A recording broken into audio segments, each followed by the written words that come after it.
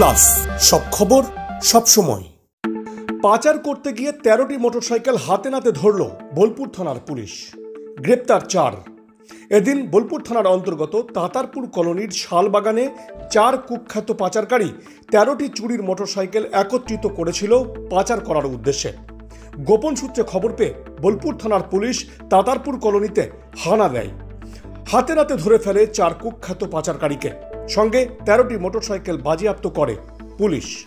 এই 4 কুখ্যাত আসামিদের মধ্যে 2 জন আজিম খান ও ভুবন শেখ বোলপুর থানার অন্তর্গত বড় শিমুলিয়া গ্রামের বাসিন্দা।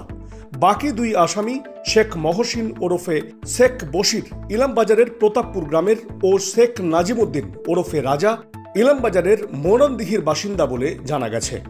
কোথা থেকে চুরি হয়েছিল এই মোটরসাইকেলগুলি, কোথায় পাচার করা হচ্ছিল, আর কেউ এই পাচার চক্রের সঙ্গে যুক্ত রয়েছে কিনা তা জানতে আজ 4 কুখ্যাত পাচারকারীকে বোলপুর আদালতে তুলে পুলিশ 5 দিনের পুলিশ হেফাজতের আবেদন জানাবে, এমনটাই জানা যাচ্ছে পুলিশ সূত্রে।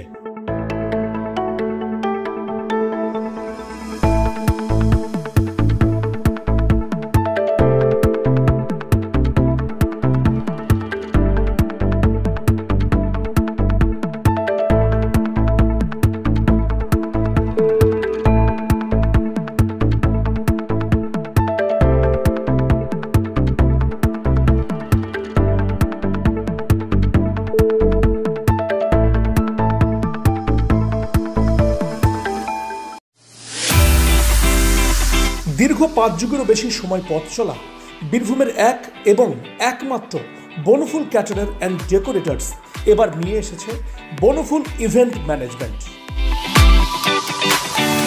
আপনার ভাবনা আমরা ফুটিয়ে তুলব বাস্তবে।